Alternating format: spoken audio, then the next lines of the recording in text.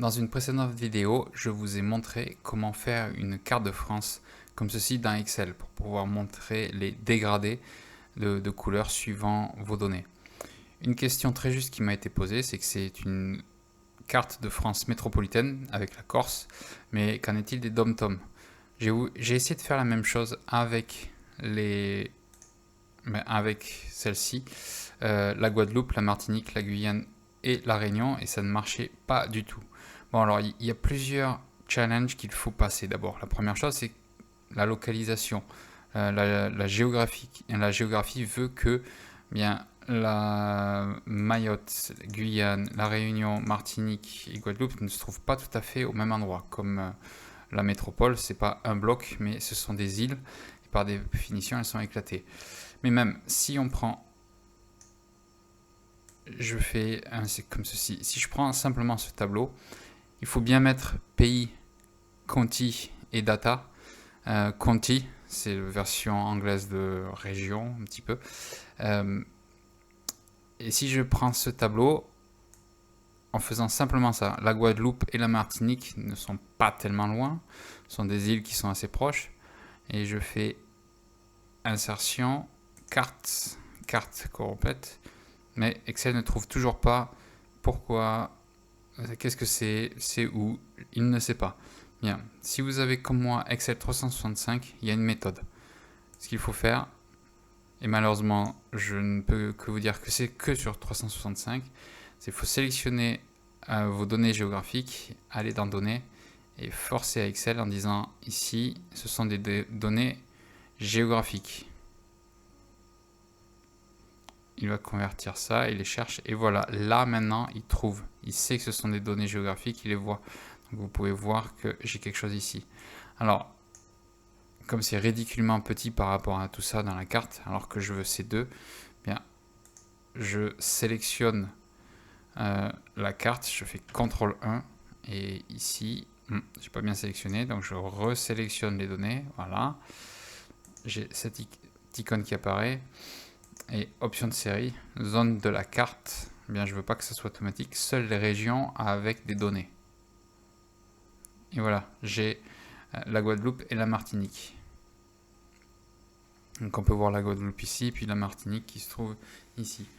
Bien, on peut faire le même exercice, c'est-à-dire que si je prends ces données, je les enlève, mais je mets la Guyane et que la Guyane ici, il ne trouve pas. Mais si je viens et je force les données en données géographiques, comme il est en train de faire, il met très longtemps à charger, mais normalement il devrait y arriver éventuellement.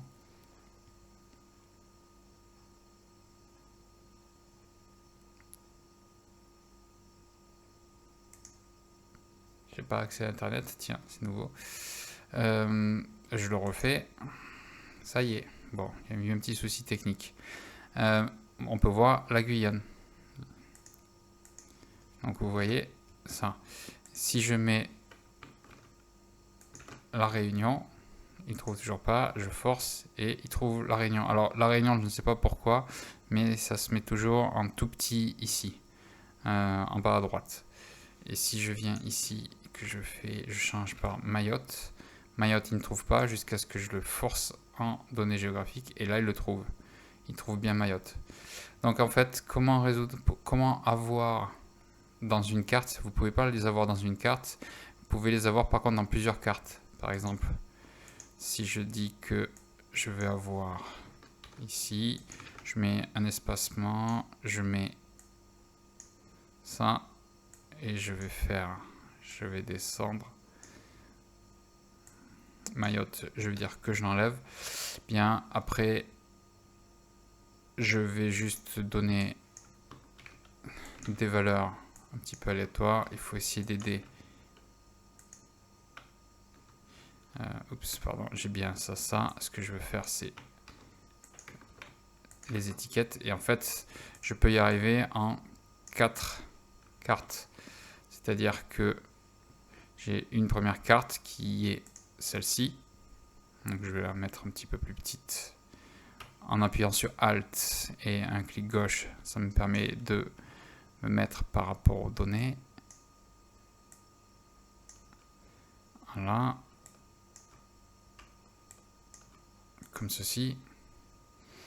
Bien, si je fais maintenant ça et je fais insertion, je vais, comme je suis là-dedans, je vais plutôt tous les forcer et les mettre en données géographiques, comme ça.